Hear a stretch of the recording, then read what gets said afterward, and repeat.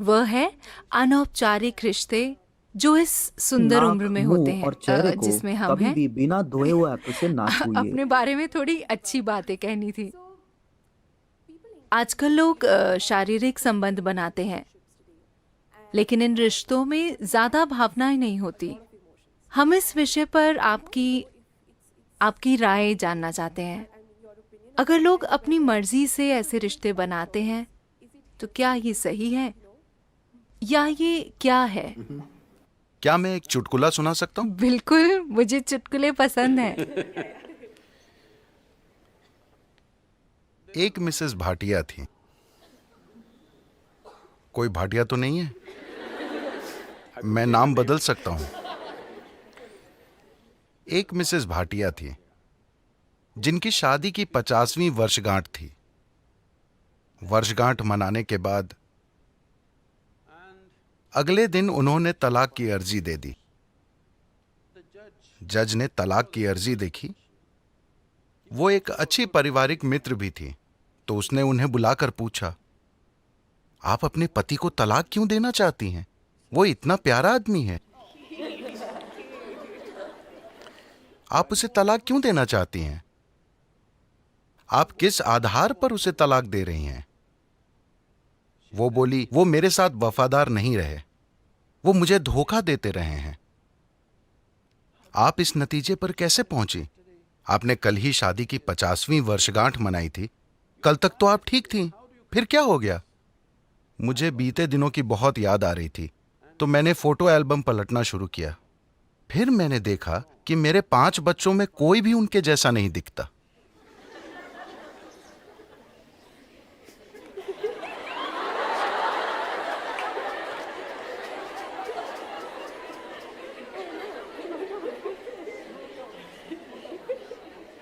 So, देखिए, अभी क्या आपको याद है कि 10 पीढ़ी पहले आपकी दादी की दादी की दादी कैसी दिखती थी? नहीं, मगर उनकी नाक अभी आपके चेहरे पर मौजूद है। आपके शरीर को याद है, हाँ या ना? आपके शरीर को लाखों साल पहले आपके पूर्वजों की त्वचा का रंग भी याद है, अभी तक वो भूला नहीं है। तो जिसे आप मेरा शरीर कह रहे हैं, वो यादों का एक बहुत बड़ा संग्रह है ना? आपके दिमाग में मौजूद यादाश्त बहुत कम है।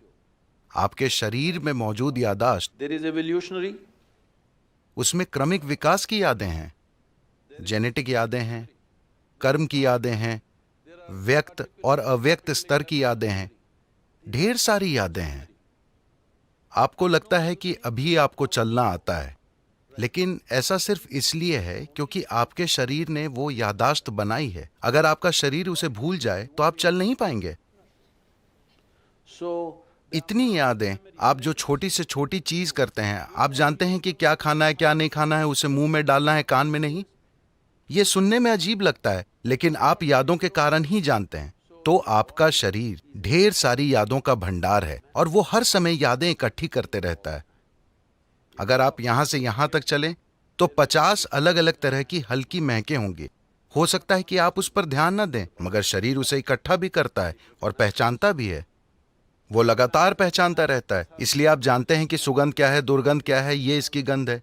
आप आवाज, गंध वगैरह के अलग अलग पहलुओं को पहचानते हैं, क्योंकि ये प्रक्रिया लगातार चलती रहती है। तो इस शारीरिक यादाश्त को इस संस्कृति में पारंपरिक तौर पर हम ऋणानुबंध कहते हैं। वो शारीरिक यादाश्त जो आप बनाते हैं।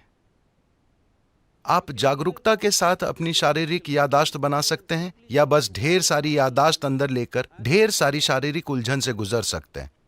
तो जहां कहीं भी प्रभाव होता है, मुझे पता नहीं कि आपकी पीढ़ी में लोग अब भी ये चीजें जानते हैं या नहीं, मगर अब भी बैंगलोर में ऐसे लोग मिलेंगे जिन्हें अगर आप नमक देने की कोशिश करेंगे तो वे उसे नहीं लेंगे। वो कहेंगे वहां रख दीजिए।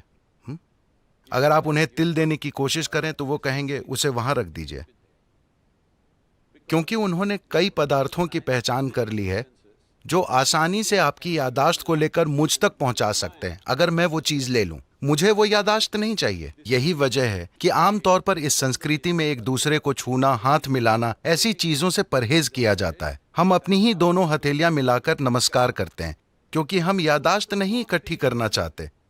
क्योंकि अगर मैं इसे बस छूता हूं तो ये इसे भी याद रखता है। आप अपने 4 दोस्तों के साथ इसे आजमा कर देखें, आप उनके हाथों को छुएं, याद रखने की कोशिश ना करें, हर दिन बस उनके हाथ छुएं और भूल जाएं। कल अगर वो आकर आपको छूता है, आप जानते हैं कि ये उसका हाथ है ना? तो शरीर याद रखता है, ये दिमाग में नहीं है, शरीर की यादाश्त होती है, इसे ऋणानुबंध कहते हैं।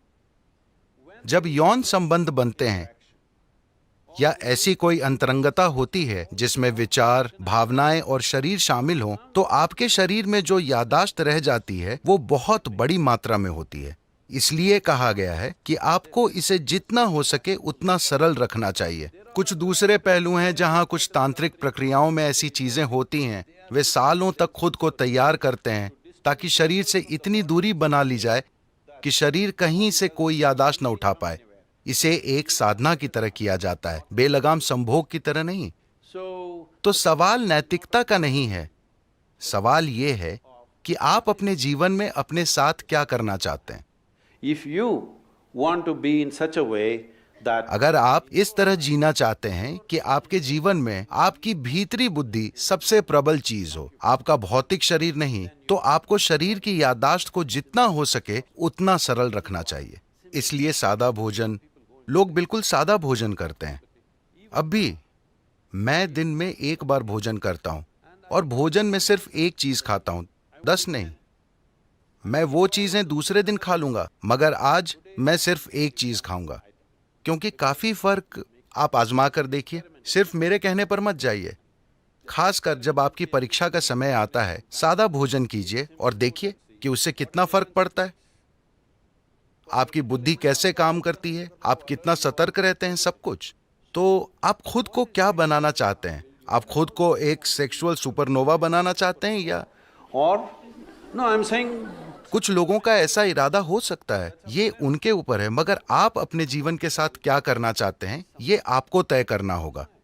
अगर आपने ये तय किया है तो ये बहुत महत्वपूर्ण है कि आप अनजाने में भारी मात्रा में यादें ना इकट्ठी करें, because this will lead to क्योंकि बाद में आप देखेंगे कि आपके लिए शांत और खुश रहना बहुत मुश्किल होगा, चाहे कुछ भी अच्छा हो रहा हो, simply because they क्योंकि शरीर में उलझन भरी यादें मौजूद हैं। जब इसी प्रकृति का कुछ और आता है तो शरीर में उलझन भरी उथल पुथल होने लगती है। शायद आपके दिमाग में यह ना आए, just physically ये सिर्फ शारीरिक रूप से होता रहेगा।